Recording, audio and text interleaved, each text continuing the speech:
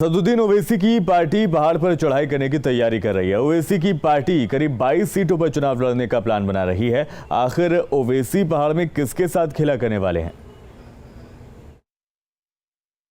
असदुद्दीन ओवैसी की party UP के साथ साथ उत्तराखंड में भी चुनाव लड़ने की तैयारी कर रही है। ओवैसी की पार्टी AIMIM उत्तराखंड में 22 सीटों पर चुनाव लड़ने का प्लान बना रही है। AIMIM के प्रदेश अध्यक्ष का कहना है कि असदुद्दीन ओवैसी जल्द ही उत्तराखंड के दौरे पर आने वाले हैं। AIMIM के प्रदेश अध्यक्ष नैयर काजमी का कहना है कि हमारा मकसद बीजेपी को सत्ता से हटाना है। ये अभी हमने 22 सीटें चिन्हित की हैं और बैरिस्टर साहब को उसकी जानकारी दी है। उसमें मुस्लिम बहुल्य सीट्स भी हैं और रिजर्व सीट्स भी हैं। तो जिन सीटों पर हम चुनाव लड़ेंगे बैरिस्टर साहब को हमने इत्तला दे दी है। बैरिस्टर साहब आएंगे, बैरिस्टर साहब का जो आदेश होगा वो मान्य होगा। और रही मुद्दों की बात, तो मुद्दे तो ये है कि हमारे पास सबसे बड़ा मुद्दा ये है कि हमें संवैधानिक हिस्सेदारी चाहिए। ओवैसी पहाड़ में भी खेला करने की तैयारी कर रहे हैं। उत्तराखंड में मुस्लिम आबादी करीब 13.95% है। देहरादून, उधम सिंह नगर, हरिद्वार और हल्द्वानी में मुस्लिम वोटर्स की तादाद काफी है। ओवैसी की पार्टी इन जिलों में ही जोर आजमाइश करने की तैयारी कर रही है। बीजेपी का कहना है कि ओवैसी के आने से कोई फर्क नहीं पड़ने वाला। 22 में हम फिर सरकार बनाएंगे।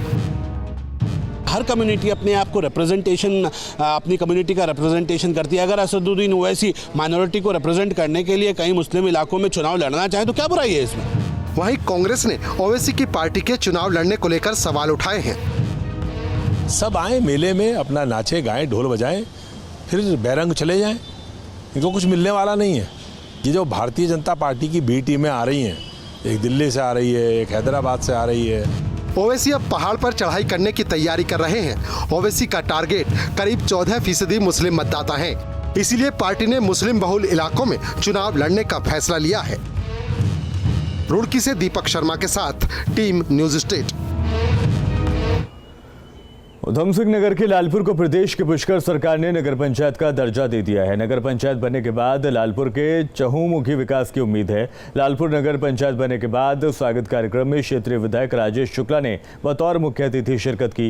ग्रामीणों, व्यापारियों और समाज सेवियों ने जगह जगह ढोल नगाड़ों के साथ फूल मालाओं से जोरदार स्वागत किया। संबोधन के दौरान विधायक राजेश शुक्ला ने कहा कि 4 साल के दौरान किच्छा विधानसभा में कई ऐतिहासिक विकास कार्य हुए हैं। विधायक ने कहा कि अब नगर पंचायत लालपुर के विकास को रफ्तार मिलेगी।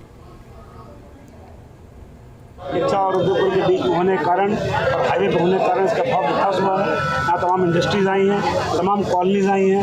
अब ग्राम पंचायत की वजह से इसका विकास संभव नहीं था। यहाँ के लोगों की डिमांड थी कि हमको नगर पंचायत बनाया जाए, इसलिए कांग्रेस सरकार ने घोषणा की लेकिन पूरा नहीं किया।